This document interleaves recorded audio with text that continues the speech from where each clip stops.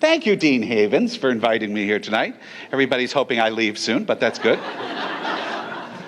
It's an honor to be here this evening and to remember for all of us the legacy of a dear friend and a remarkable Villanovan, Dean Louise Fitzpatrick. For those of you who did not have the opportunity to know Dean Fitzpatrick, let me share with you a few thoughts about her. I've said before that Louise had many families, of course, her biological family, her Augustinian family, but her most important family was her Villanova nursing family. I am sure she is smiling down someplace in heaven on all the members of her family gathered in this room today and sitting on the floor. When I think of Louise, I cannot help but think of the exceptional impact she had on Villanova, its graduates, and the world at large. I want you to consider just how many people Villanova nurses have touched or served or worked with or healed or researched or cared for over the many years since Dean Fitzpatrick was tenure in this university. She was an incredible leader. She was kind, but she was tough, smart and innovative, and most importantly, extremely dedicated to her students. She was dedicated to all of her students, her faculty, her staff, and to everyone who stood for Villanova. Like any good nurse, Louise was always thinking about the whole person, the mind and the body. She understood that nurses are a critical part of the patient's experience, and she made sure that the Augustinian values of veritas, unitas, and caritas were an integral part of our studies. This is what separates a Villanova nurse from other nurses, and we have Louise to thank for that. With almost 40 years of service to our community, Dean Fitzpatrick will be remembered as one of the most transformative leaders in Villanova's history. As a pioneer in her field, Dean Fitzpatrick worked tirelessly to transform the College of Nursing into a premier nursing program. She invested her personal and her professional time in developing new partnerships, programs, and initiatives that educated students in a forward way of thinking. Her vision for a Villanova nurse was realized as graduates of the college are able to meet the current and future health needs around the country and around the world. Generous and driven, Dean Fitzpatrick measured her own success through the accomplishments of others. She could always be seen beaming with pride at the achievements of her students and her alumni.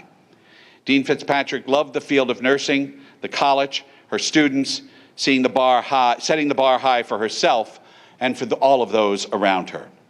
She placed great value on the relationships and caring for others and wanted her students to go forward to ignite change as leaders at the forefront of modern health care. Such a distinguished career in nursing and a life dedicated to Villanova's mission deserves our special recognition, which is why I am delighted that the College of Nursing has chosen to honor Louise's legacy with this award. Thank you all for being here tonight.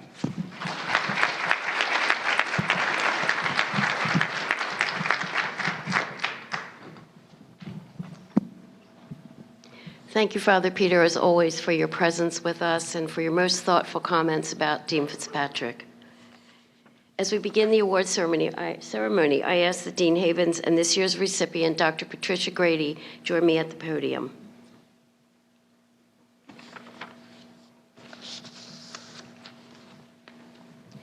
Dr. M. Louise Fitzpatrick served as the kindly endowed Dean and Professor of Nursing at the Villanova University College of Nursing from 1978 until her death in September 2017. Under her visionary leadership, the college was transformed into one of the nation's premier nursing programs. Dean Fitzpatrick ensured that every tenet of Villanova's Augustinian tradition informed all aspects of the college. Throughout her years of leadership, she nurtured a culture of excellence in teaching, scholarship, and research. The M. Louise Fitzpatrick Award for Transformative Leadership celebrates extraordinary international leadership, a far-reaching impact on society, and a deep-rooted commitment to the nursing profession and the global community. This year's recipient, Dr. Patricia Grady, is an internationally recognized nurse researcher and neuroscientist. Dr. Grady earned her undergraduate degree in nursing from Georgetown University and a master's degree in nursing, as well as a doctorate in physiology from the University of Maryland. She holds many honors. She was recently named one of the top 100 most powerful women in Washington. That's quite an honor.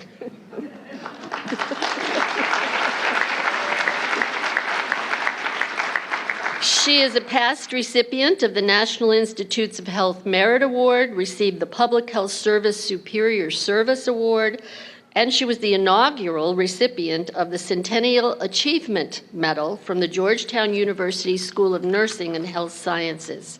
Dr. Grady is a member of many prestigious academies and institutes, including the Institute of Medicine, the Society for Neuroscience, the American Neurological Association, and the American Stroke Association. She is a fellow in the American Academy of Nursing. She writes and presents on numerous topics, including future directions in nursing research, developments in neuroscience, and federal research opportunities. She served as the director of the National Institute of Health's National Institute of Nursing Research for 23 years. During her tenure, she initiated significant research programs, strengthened interdisciplinary collaboration across the NIH campus and around the country, and supported the development of infrastructure, research, and training opportunities for new researchers. Dr. Grady's efforts supported discoveries that have improved the quality of life, helped diverse communities stay healthy through wellness strategies, assisted patients with better self-management of chronic conditions, and enhanced the care of those with advanced illness. For her extraordinary and sustained commitment to excellence in nursing and nursing research, her visionary leadership, and her concern for the well-being of the global community, the Fitzpatrick College of Nursing is honored to present the M. Louise Fitzpatrick Award for Transformative Leadership to Dr. Patricia Grady.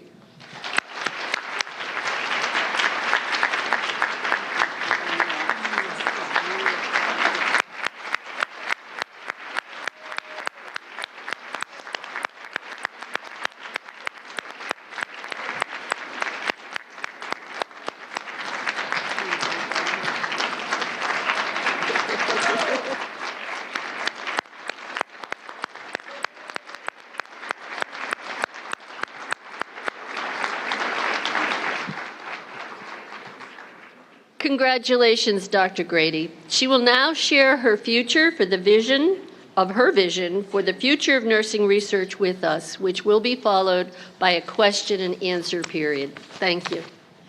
Thank you all so much. I am absolutely thrilled to receive this award. It is such an honor, and I feel very privileged to receive it. Louise Fitzpatrick was one of a kind. She really was. I knew her earlier in my career and then met her throughout and spoke to her probably about 2 years before she did pass away. And she was just as vibrant and excited each time I would see her.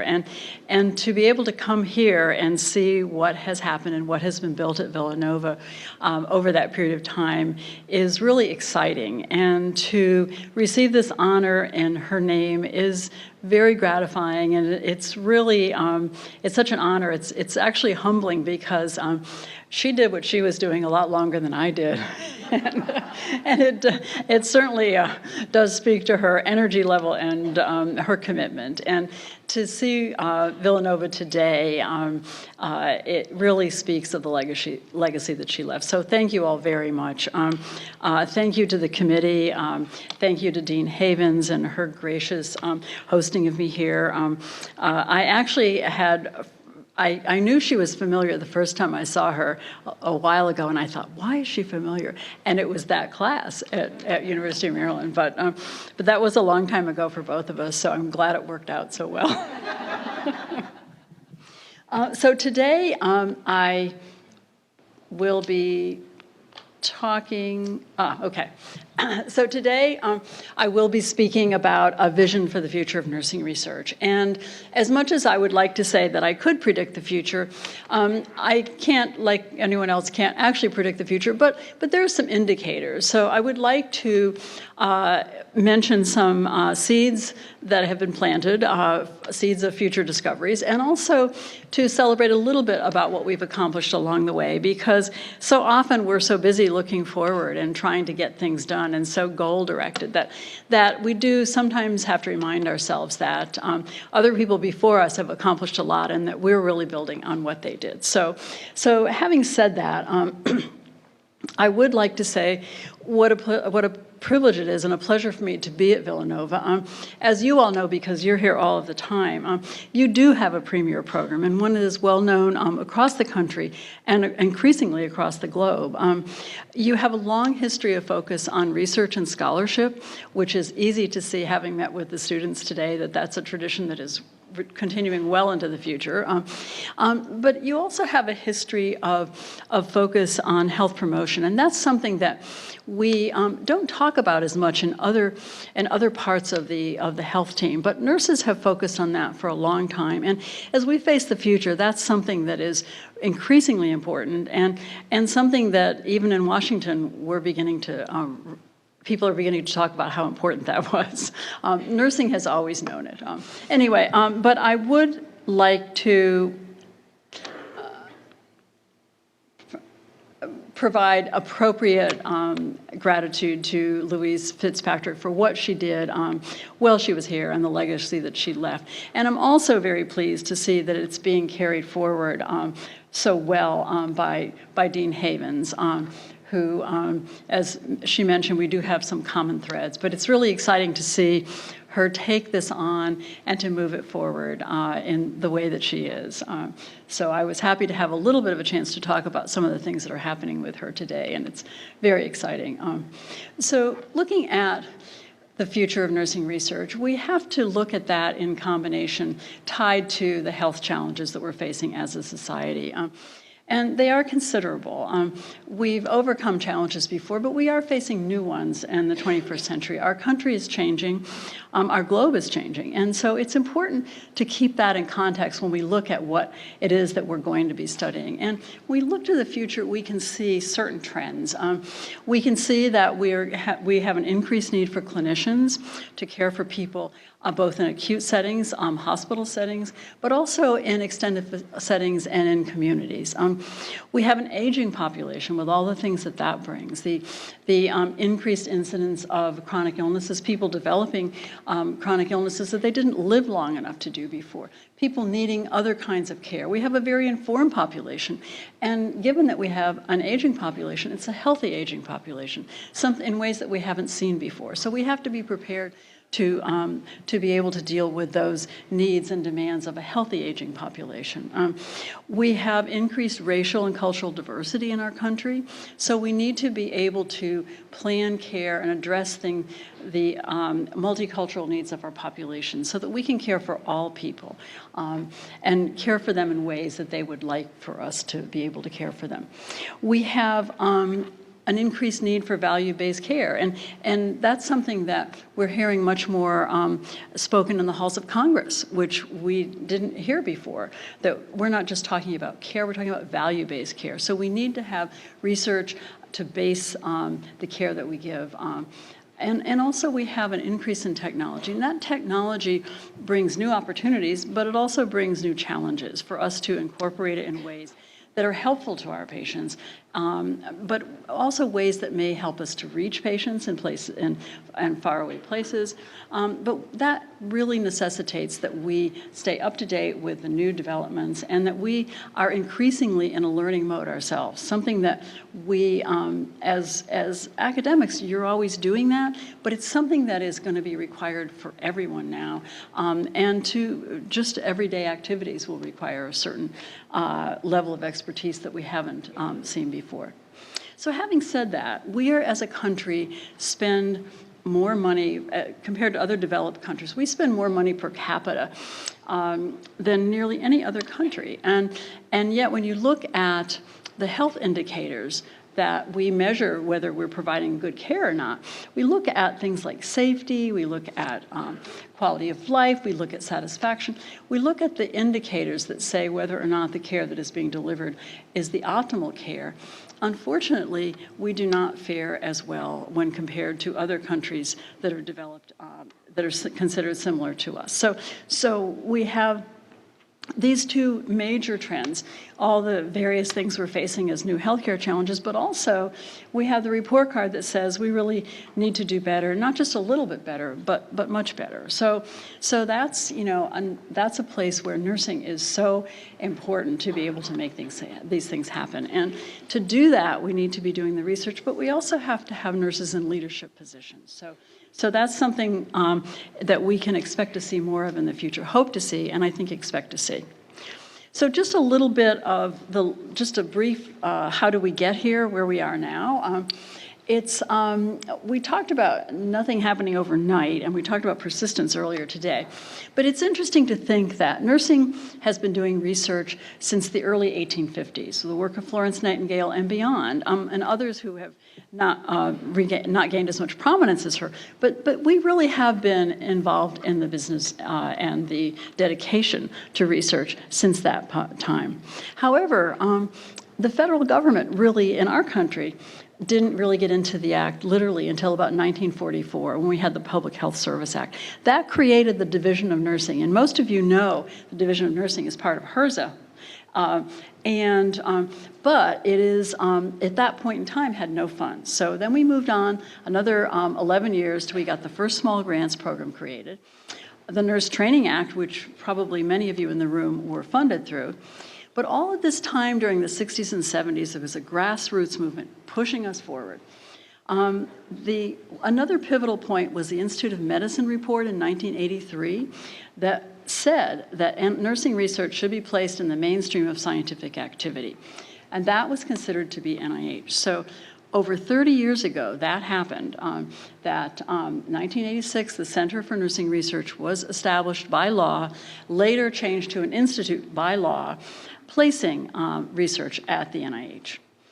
So we now have two other Institute of Medicine reports that have a pivotal influence on us, and one more that's currently under study. So the Future of Nursing report said that science is key to providing the best patient care. It also said that the future of a successful healthcare system rests on the future of nursing. Those are important statements. That was followed up 5 years later by saying, you're doing a good job, but we need to do more. We need more PhD-trained nurses at full scope of practice, and so on. So it also stressed team-based interprofessional practice and research and leadership. So the third report is now underway, co-chaired by Mary Wakefield, most of you know, a nurse and a former assistant acting deputy director for the Health and Human Services, and David Williams, who is a well-known authority in social justice. So stay tuned for that. But looking at the changing landscape, we said we have advances in health research, changes in population demographics, changes in healthcare systems. Healthcare is not being primarily delivered in hospitals anymore, but across the whole spectrum of sites. But we also have advances in technology, which can be very helpful, but we, in addition to the knowledge that we need to use it, we need to be able to have judgment about how best to use it and under what circumstances, so that it becomes a boon and an adjunct to us and not a barrier. So I'm talking about research today, but I think it's really important that we remind ourselves that research is part of a whole constellation of activities that need to synergize in order to provide optimal care and in order to improve the health of our population. So I put it in the center because that's sort of my business, but basically it's so interactive that as we do research that it does influence. The idea really is that we want to create better care. We want to be providing better patient care. So we can do that directly. We can do that through research, through other people, transmitting to other people. We can use that research to change policy And importantly, we have to incorporate that research into our educational programs and curriculum so that it gets transmitted to the next generation of clinicians. Now, why is nursing so well positioned to meet these demands? Our science approach is very unique and in ways that other members of the health team are not and other disciplines are not, because it really does work with patients and families to empower them to be part of the health system. It also covers the full spectrum of life, the whole life spectrum and health spectrum. As I mentioned earlier, it crosses a continuum of settings, so it isn't just in the hospital or just in advanced care settings, just in communities. It covers all of these. We also are particularly good at multidisciplinary and team activities, which as we look to the future are going to be increasingly important. As I said earlier today, healthcare and science are just getting so complicated that you can't do these things by yourself anymore. If we ever could, we might have thought we could. But so we really need to be engaging in teams. I'll talk a little bit more about that in a minute. We also engage in community research, community-based research. Only a few other disciplines do much of that at all, and nursing does quite a bit of that. And increasingly, when you look at the studies that are being carried out, we will be doing more of that. We also are engaged in a variety of different kinds of partnerships and collaboration, as well as different leadership models. And I think when you see the various kinds of leadership in the clinical settings and in a variety of health related settings or health related enterprises, that becomes very clear. Okay, so what are the areas that we really are the best and focus the most in? So the areas of science or areas of focus are those that are fairly familiar to you, probably from the strategic plan, NNR, but these are areas that were selected really or grouped because they speak to the unique nature of nursing and what the skill set and talents of nurses are, as well as addressing the major public health issues that our nation and our globe face. And those are symptom science, wellness, self-management, end-of-life, and palliative care. I'll speak just briefly about each of those and give some examples. So symptom science is where we apply new knowledge in biology and behavior, and that includes genomics and other omics, but also to better understand, coupled with the behavioral inputs, to better understand what composes a symptom, what creates it, so that we might be able to develop personalized health strategies to be able to address those. Wellness, which you're very familiar with, so this is really being redundant describing it to you all. But essentially, wellness really does look at long-term health. It addresses preventing illness, also preventing progression of illness if someone has a chronic illness, for example. And it also addresses developing culturally based and tailored interventions so that we can address some of the multicultural aspects of our populations. Because providing a really good guide to healthy behavior is only useful if it speaks to your particular cultural propensity. And so we do need to be developing many more areas related to that. So self-management, again, looks at the population, the increasingly health literate population that we have, who are getting input and getting information from a variety of sources.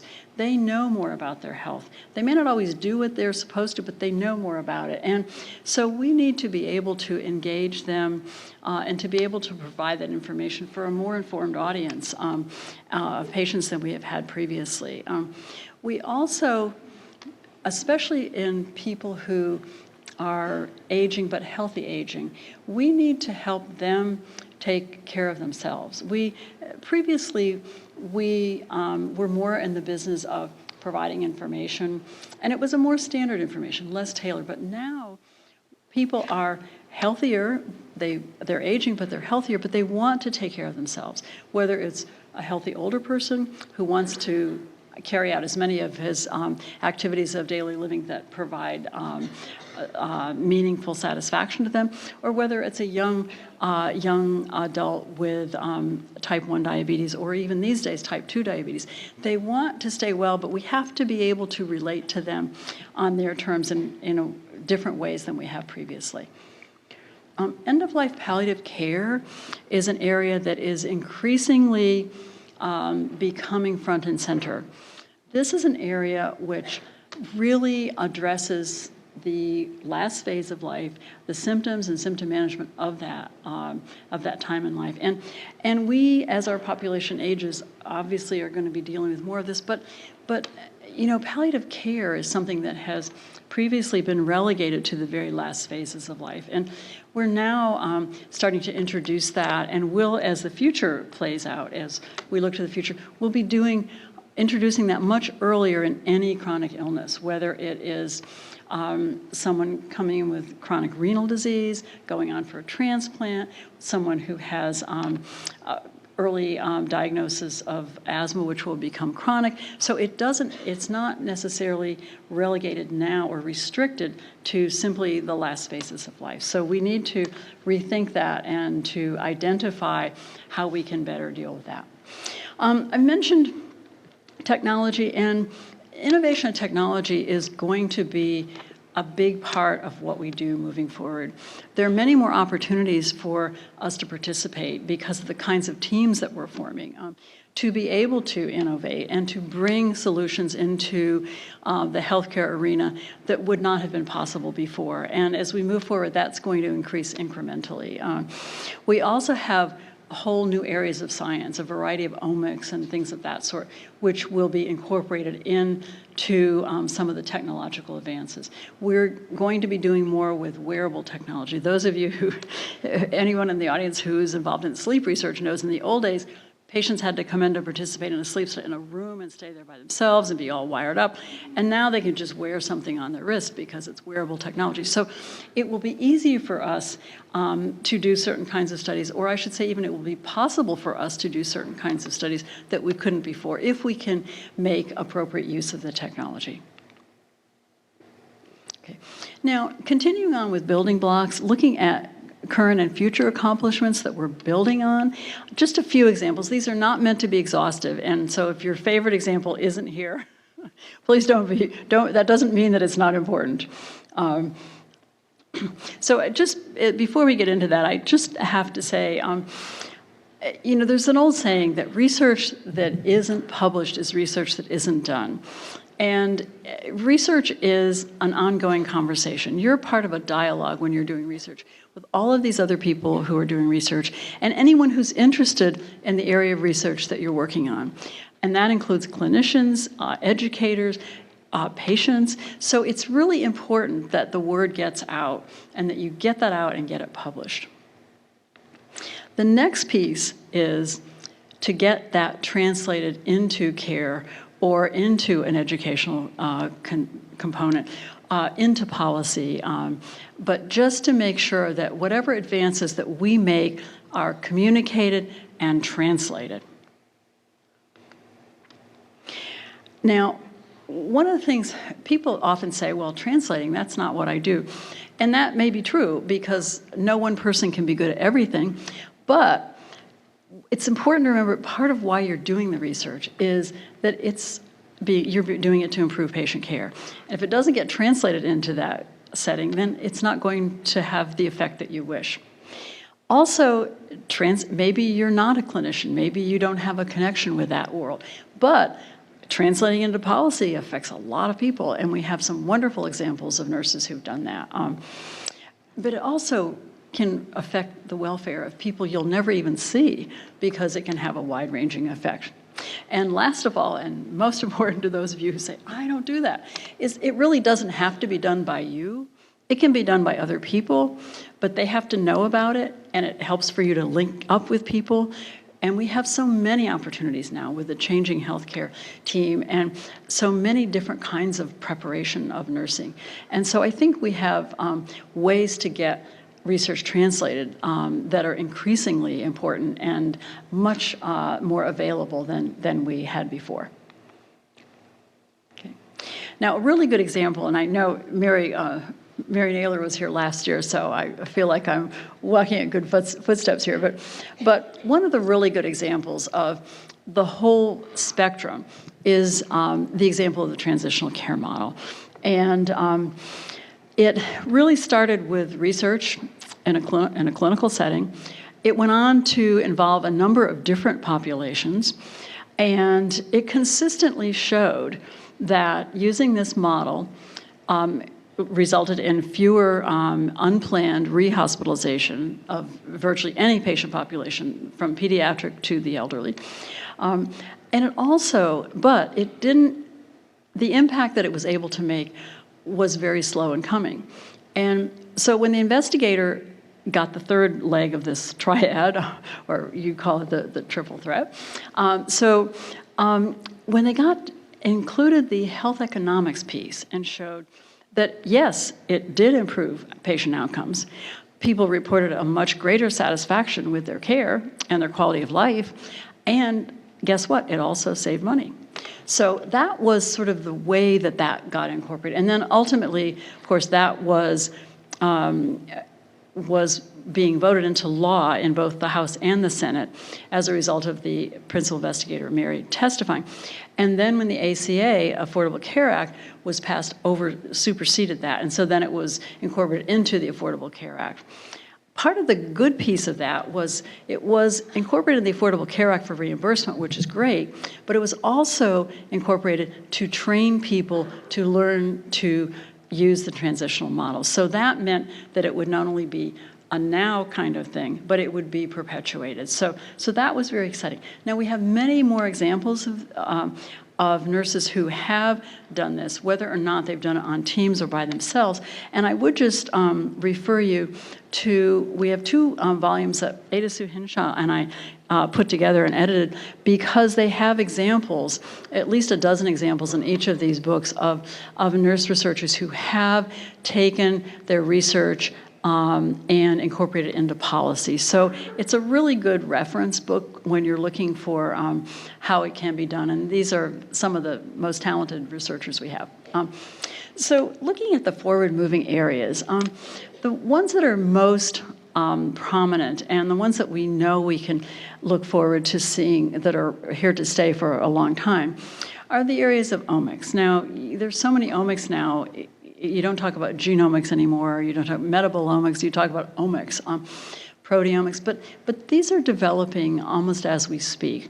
But essentially, what they are it's good to think of them as just areas of knowledge that you can bring to bear on your research in a particular way. And you'll select from those which are the most relevant to the problem that you're studying.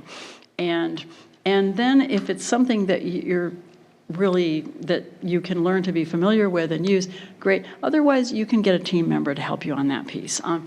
And people who are omics experts are usually very excited to be able to partner with someone who has a clinical background so that they can actually apply this in a way that's much more meaningful. Team science, we've alluded to a little bit. I'll talk just a few more sentences in a minute. But team science is something that we can consider almost permanent part of the fabric for now. We really are going to be, how we do the teams and how they play out are a little different moving forward than what we've seen in the past, but teams are really here to stay. Data management and precision health I'll come back to, but those are areas that really do open up opportunities for us. Being able to think about new acquisitions of data, how do we use it, et cetera. And that's something that nurses are becoming much more enmeshed in. So I think that's something that we will see much more of brought into nursing as opposed to having to go out to find that. Precision health is really a way, it's a more futuristic way of providing I'm not being simplistic, but what we used to call individual patient care when I was a little starting out. But essentially what it is, it's really a way to try to tailor the care that we provide to the individual or groups of individuals. And that's something that that medicine is really getting into now. But sometimes they think about that as drug development and drug delivery.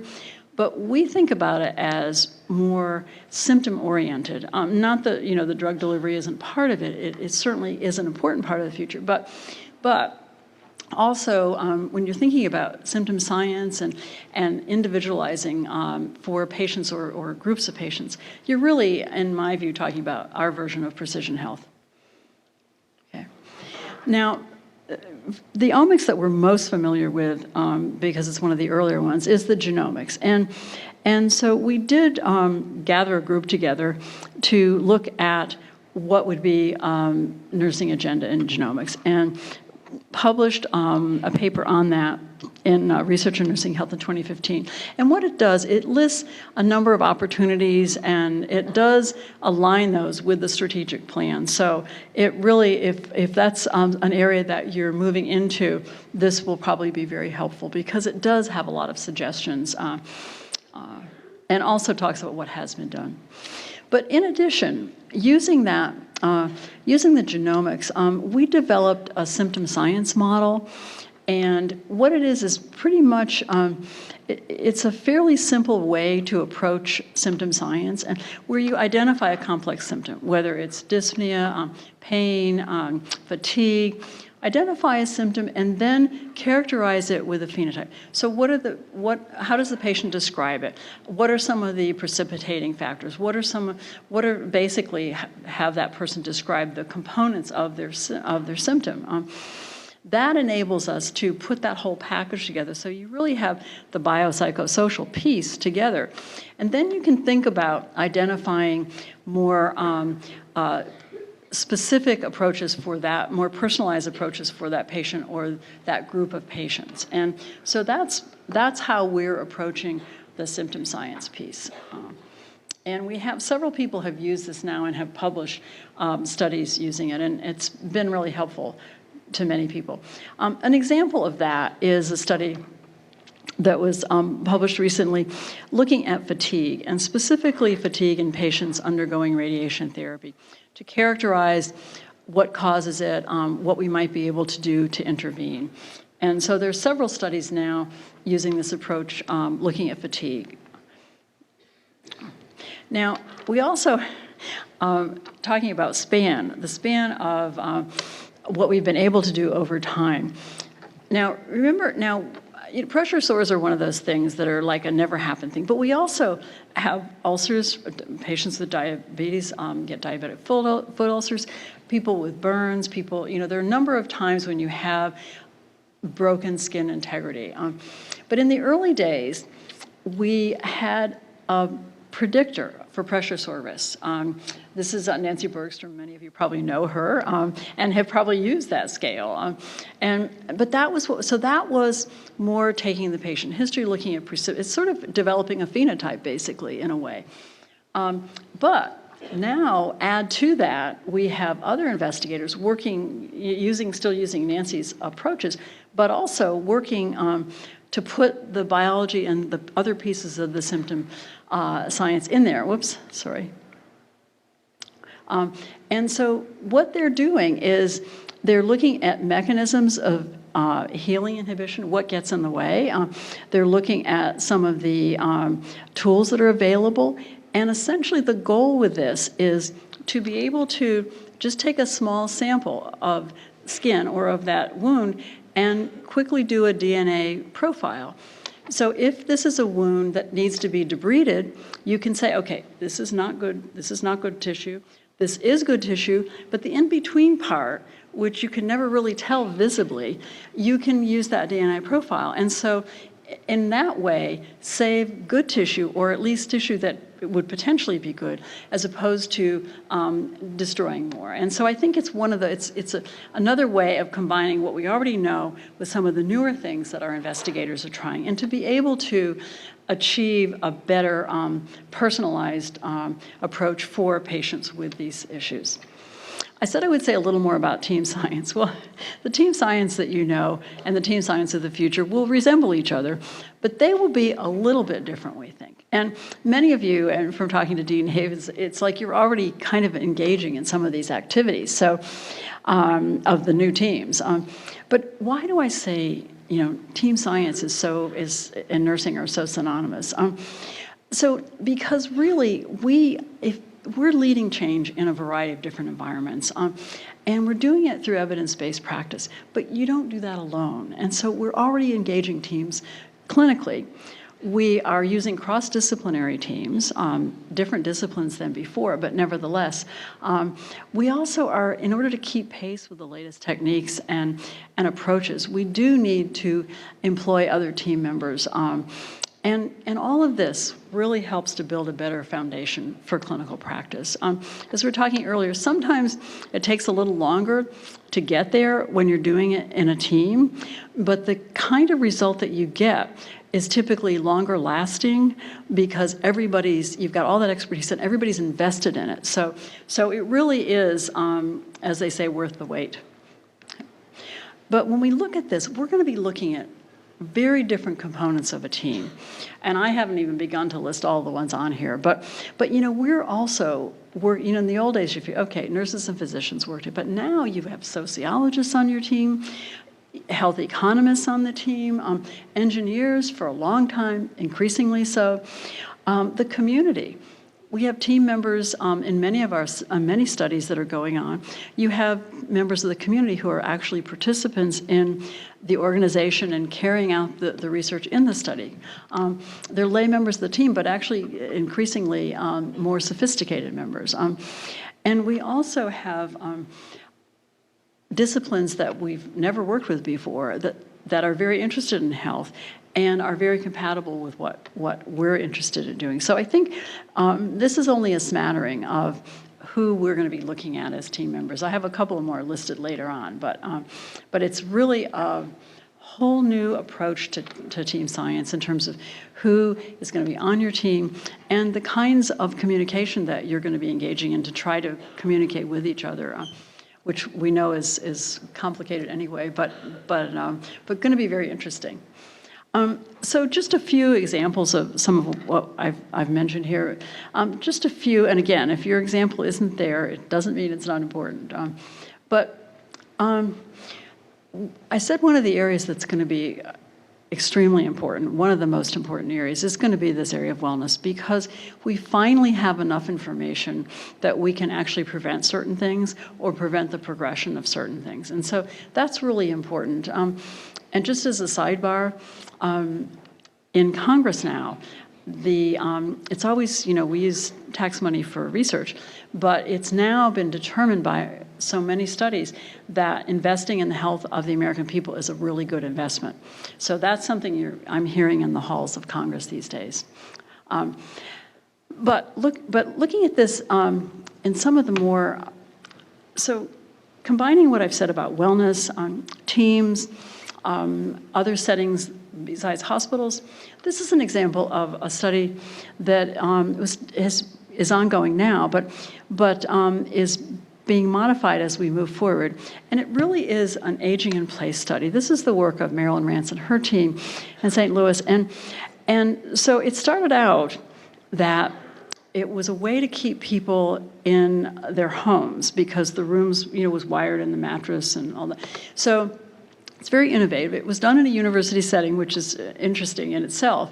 But it has evolved so that now they are studying the movement patterns of people to be able to predict when someone may be ready to take a fall.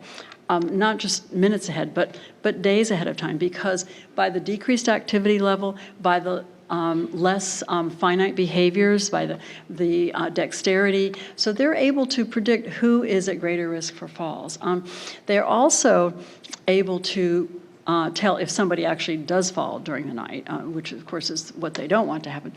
But it is a use of technology, community, and focusing on prevention, and yet it's a way to increase the quality of life for the people who are our older population. So we're going to be seeing more of this kind of thing as we move forward to be able to keep people as active as possible for as long as possible.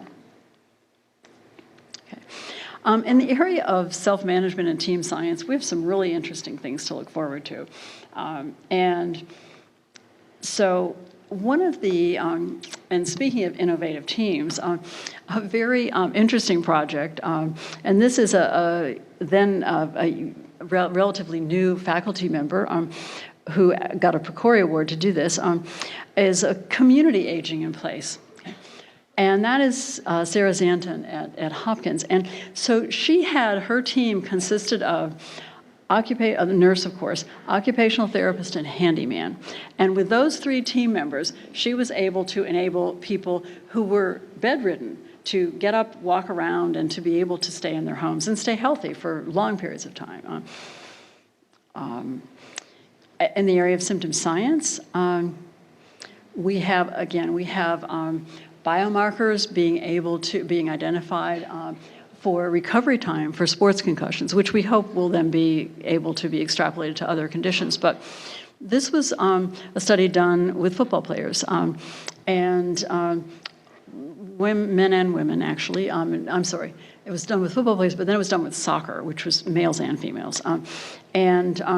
So because of the behavior and certain proteins that they were able to determine, you could predict with some accuracy for whom it was safe to return to play, as opposed to prematurely, which if you then get another head injury makes additive as opposed to starting over.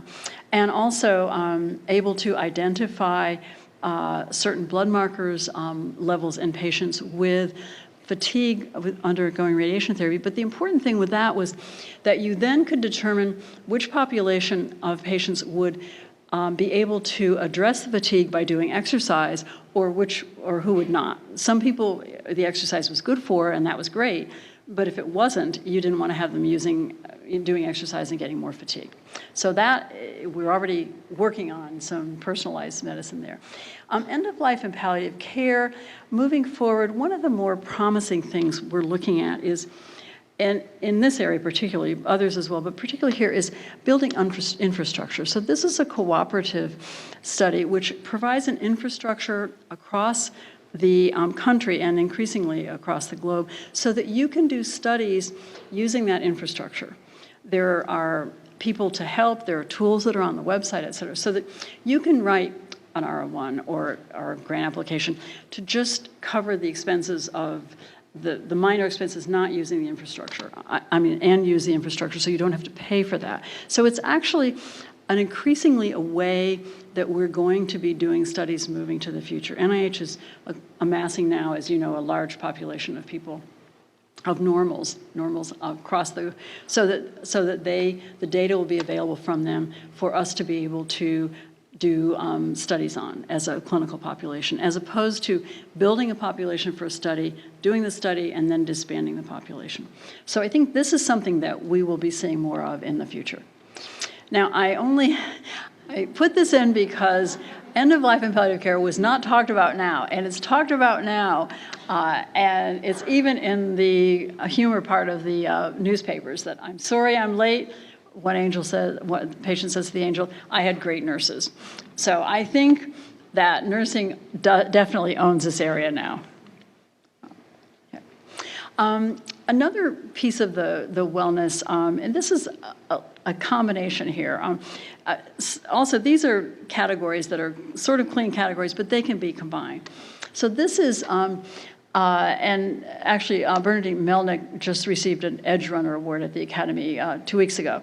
But this is a wellness opportunity that was created for college students and is now adolescents up to college students to create a healthy lifestyle, diet, exercise, et cetera, and has shown to be not only healthier outcomes, but also healthier mental health as well as physical health outcomes. And so this is a kind of a community study, but sort of in a very different kind of community.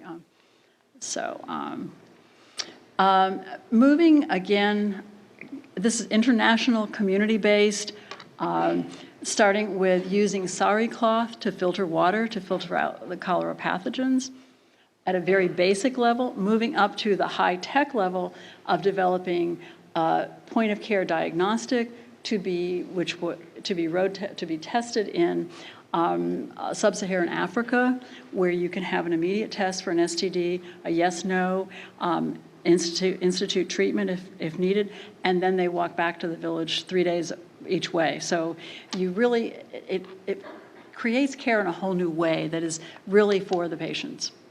The last few slides, I'll just, again, are more of a summary. This is an interesting self-management community technology combination.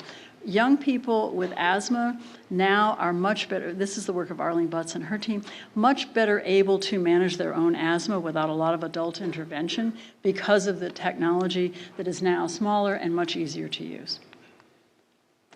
Okay. So, planting the seeds for the discoveries of tomorrow. We've talked about all of these areas, but also direct your focus to the last, new areas of science yet to come. We don't know all the things that are going to come, but we know that they're going to come from people like yourselves. Okay. I said I would talk about data science, just that these are some of the things we can expect, but the big thing is that the new data science technologies will facilitate clinical studies. And nursing is going to be right there in the middle of it because we have so many different ways that we can use that knowledge and to be able to apply that. I don't want to say too much about the common data elements, but this is one of our big steps forward, to be able to collect data using similar terminology to aggregate that data. We do have the criticism that many of our studies are small n's. This is a way that we can create larger n's, and those data sets or the common data elements are available on the NINR website. I talked about precision health. Again, this is holds promise for managing symptoms moving forward. And it's really kind of as you go. This is changing as we speak. But it will end up to be individual patients or groups of patients. Okay. I also just don't want to dwell on it, but just want to mention that the technology now is moving into robotics. And they are starting to introduce them into care settings to do minor things. There are a lot of them. I especially like the dog, which I had the opportunity to see in action in Japan. But I think that, in fact, there even now have been studies on how useful these will be in the clinical setting. And so this is a recent one in 2018 that talks about the care personnel attitudes toward this. And interestingly enough, it's not as popular in Finland as Japan. I'm not sure why those two countries carried out the study, but it is in Journal of Nursing Scholarship. But essentially what it is it's an example of technologies available, but you want to use it in an appropriate way. Okay. So the last thing I want to mention is that we are using a lot of other modalities, and our teams are going to consist of music therapists, art therapists, et cetera. This is a series going on in Washington of arts and the brain impacting age and vitality, dance, art, music, et cetera. We also had an exhibit at the Hirshhorn recently where you would go in and hold on to this panel you can see on the left, and it would monitor your heart rate and your reaction to all of the artwork and the things that were being presented. I don't know about what they did with the data yet. I couldn't find that out. So, but basically, it was a light stimulation and noise stimulation. But it's an interesting way of including the public in research. Also, engineers in origami. We have that's another team member that their whole influences now in science and engineering from the actual folds of origami. And we thought it was an art form. So we talked about persistence earlier, and I just want to say that sometimes, it takes a while for the science to catch up and the technology. So this is a study, this is a picture of me in the early days in my laboratory doing my research on the circulation of the brain and on the cerebrospinal fluid in the brain. And just recently, an article was published in Scientific American that says, 30 years ago, Patricia Grady, then at the University of Maryland, described perivascular fluid flows, but the significance of this finding was not recognized until much later. So persistence does pay off. And so with that, I would say thank you so much for your attention.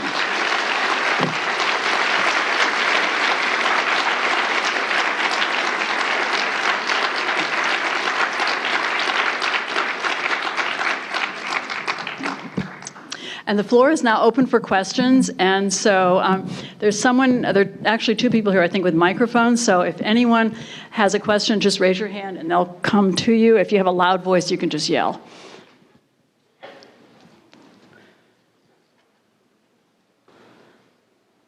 We have a good 10 plus minutes for questions. So please don't leave a lot of empty space. Yes.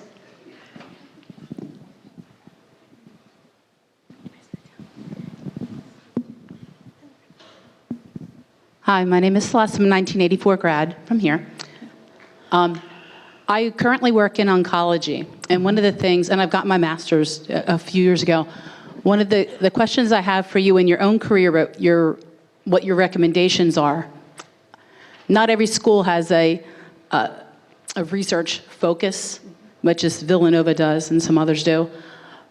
For nurses that are getting out, getting their feet wet, taking care of patients, what would you suggest to encourage those of us who are nurse leaders, to encourage people to step into little bit by little bit research and how they make that transition from learning about patients, getting great at patient care so you have that information coming in, to moving forward with that? Because life is busy. How do we make the time? No, I understand what you're saying. And it is busy. I think, especially when you first get out, it seems a little overwhelming. But I think if you find as a new practitioner that you are thinking, I'm really tired of this thing. I think things could work better. Or I don't know why they do things this way. Or I think asking those questions or thinking in your head, how could this be done better? And then, you can talk to other people and maybe get a little team going or whatever. Also, increasingly, we are going to have DMP, prepared nurses in settings, and they're going to be looking for how can we improve this clinical setting. And so that's an opportunity to create a team, and just informally. I mean, it doesn't have to be a huge team with lots of meetings, but just to encourage yourself to maintain that inquisitive nature. And then if you happen to be in charge and people are complaining a lot, it's a good way to say, well, so what do you think we should do about it? And get people actually thinking about not just what they don't like, but what they could possibly do about it. Yeah, I would encourage all of you, whatever setting you're in, it doesn't have to be complicated. You can get involved in the research process. It can be as simple as asking the question. And sometimes things are just done a certain way, and they've always been done that way, and nobody has asked the question. And so by asking the question, you at least deserve an explanation, and sometimes you can make things change just by questioning the status quo. Other questions? I see one. Hold on. It's way back here. I got it, Chris. Have to have your running shoes on. I do. Thank you so much. Hi, thank you so much. That was a wonderful and empowering talk you gave. My question is, do you see the collaboration between a PhD prepared nurse and a doctor of nursing practice nurse collaboration as the key to get the evidence into practice quicker? I think it's a very important piece. I think it's certainly one of the keys, if not the key, because you have different kinds of expertise. And you have the PhD who's doing the research, who may do a very good job of that, but really doesn't have the ability to translate. Either it's not familiar to them, or they don't have the opportunity, or whatever. Whereas the DMP knows the clinical setting, knows how to get things incorporated into clinical settings, knows how to make changes in a clinical setting. So I think that you've put your finger on a very important piece of the team going forward, that we really need to have that partnership, because you need the research and the clinical experts, and they are not always, that expertise is not always in the same person. So yes, I would strongly encourage that. Thank you so much. Yes. We have one right here. I think I have loud enough voice. I actually can hear you, but I could repeat the question. I'm Andrea Hollingsworth, and I won't give you the year that I graduated from Villanova. It's not important. But most of my career has been in academia. My concern is how we're educating our undergraduate students. These young women and men are going to be practicing nursing, I hope, 30, 40 years from now. How do we, at that level, begin to give them a foundation for this, for what you have shared? Because, let's face it, some of the courses they're taking, I took 50 years ago. Oh. I mean, the content has changed, but the way where you're educating them has not changed. And I've been a dean, I've been a professor, I've done it all, but a researcher. I'm worried about how we're educating these young women and men for the future, for what you have given us as to how we're going to progress. Do you have any gems to share with us? Well, you know, it is a challenge, and it turns out that knowledge is overturning so quickly now that I was recently at a panel at ASEAN, and the general consensus was that what we teach people today is obsolete within 5 years or less. So what we really are teaching, we're challenged to teach a way of learning and a way of mastering information, and a way so that it can be more easily updated, so that we will learn the process of learning something, learning to learn, and mastery. The process of mastery is important. So if we can create a situation of mastery, then that transfer of learning of the mastering the material, can be transferred to other areas. And if we can create inquiring minds and the habits of how to learn, I think we have a chance to create the kind of person who is going to keep learning. We're really, like it or not, we're the people who are in the audience now who are students, you're lifelong learners, and that's a good thing. But before, you could be a lifelong learner, and that was a plus. And now, it's really going to be a requirement. And so I think the gist of that particular panel was that we should relax a little about being so specific about every single thing that had to be mastered, and kind of get people to learn a little more flexibility. I'm not sure, that's easier to say than to do. But I think we're also working on patterns of learning. Things like we used to, I learned, you know, when we wrote things. And so you do these cards for a drug. You know, you'd have the drug and the type and all this stuff. And you have to learn all the side effects and everything. And somewhere, and I don't know, I guess I was just tired of being lazy. And I thought, you know, I just don't, all these cards and memorizing all this. So I thought, but I see a pattern here. And so I figured out if it was an autonomic nervous system sympathomimetic, then they'd all have the same actions and side effects. And if it was autonomic, then they'd all have, and so I sort of figured out the pattern. And then I didn't have to memorize. I just had to memorize each part of the nervous system, and that was it. So, I mean, I think that we're sort of trying to figure out new patterns of learning, and to just create people who have such a thirst for knowledge, which when you're younger, before some of that gets extinguished, I think that it's a little easier to do that. So I don't have all the answers. Those are some of the things that I think that I see that we're doing moving forward. It's a challenge. It is a challenge because things are moving fast. Having said that, I think the younger generation coming up now comes with more information. All of this social media and all of the media, the PDAs that are available, as annoying as they are to the adults, they're really a way to speed up learning or to access information for the generation that's grown up with them. And so I do think, that on balance, I think it's a very good thing. As a neuroscientist, I would say you need to give it a rest so that your short-term to long-term conversion can take place in your brain. But I think on balance that they are coming with more. So that was a long answer, but it's a hard question. I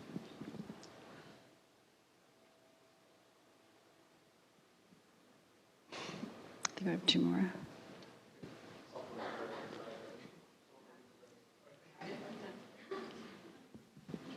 Thank you, Dr. Grady, for a wonderful presentation.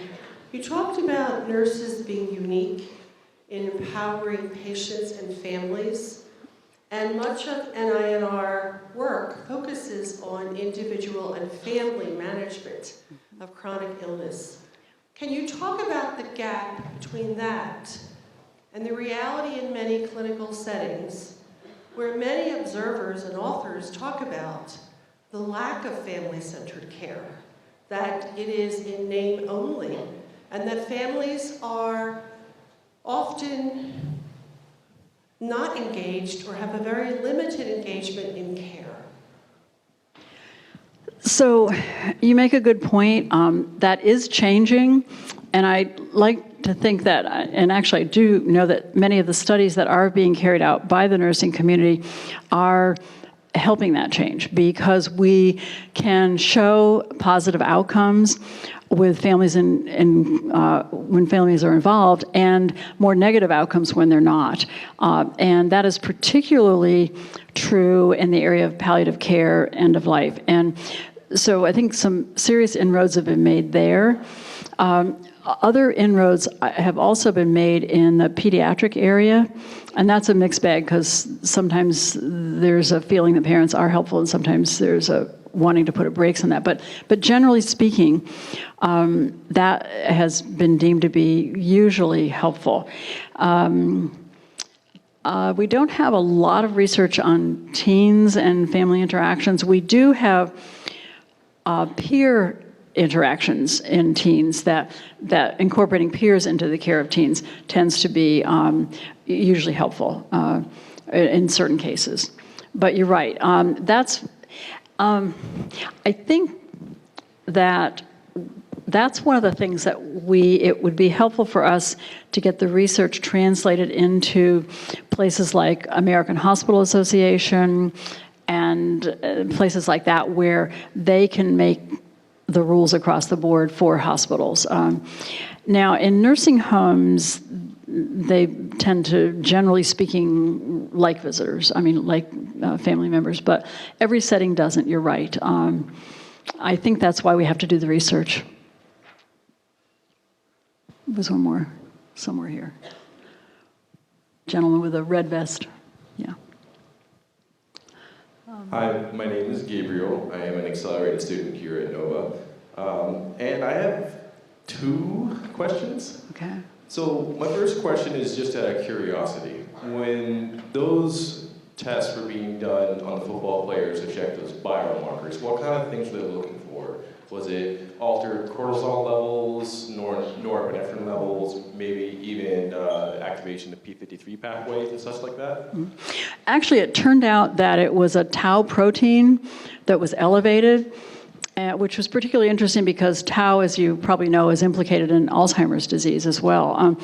And so it was elevated at the time of injury, and then the levels would abate over time. And so the the question was, at what point is it safe for them to go back into play? Because as you probably know, if you have a second head injury following the first one, the effect, as opposed to 2 discrete injuries, is additive. And so it's a much more serious outcome.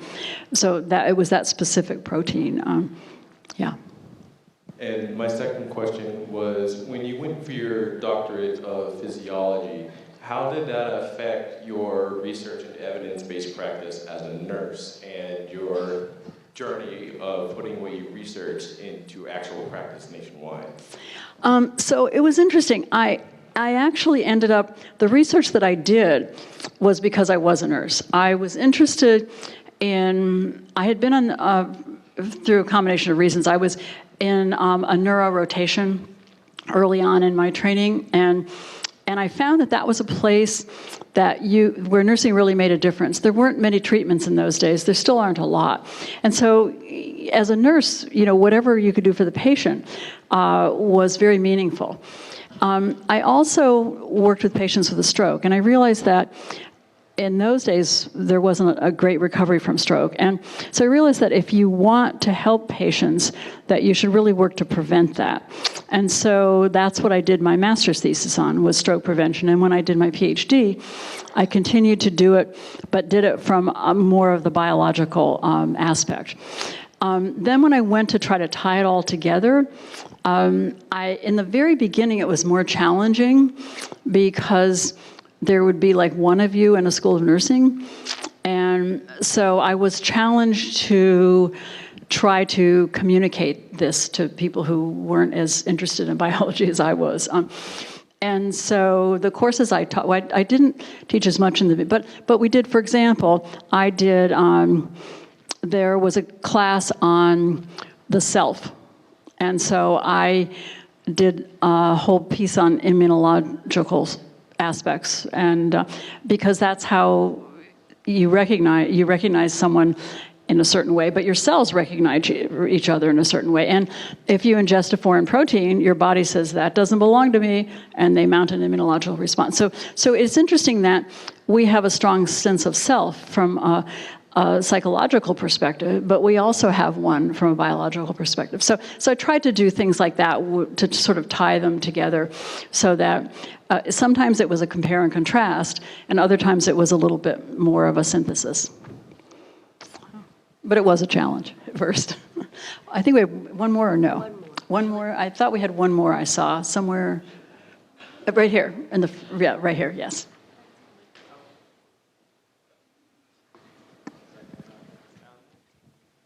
Otherwise, I'm cutting into your reception time. So I'm not quite sure that my question will be as sophisticated as Gabriel's, but if, for the PhD students sitting in the audience, if you had to give them one piece of advice, just one pearl of wisdom, what would you suggest to them? That's hard, but I would say that you are very lucky, because you will be the people who will change the world from the way it is now to even better. And I would say that you should concentrate on doing that, and to understand that you will make a difference.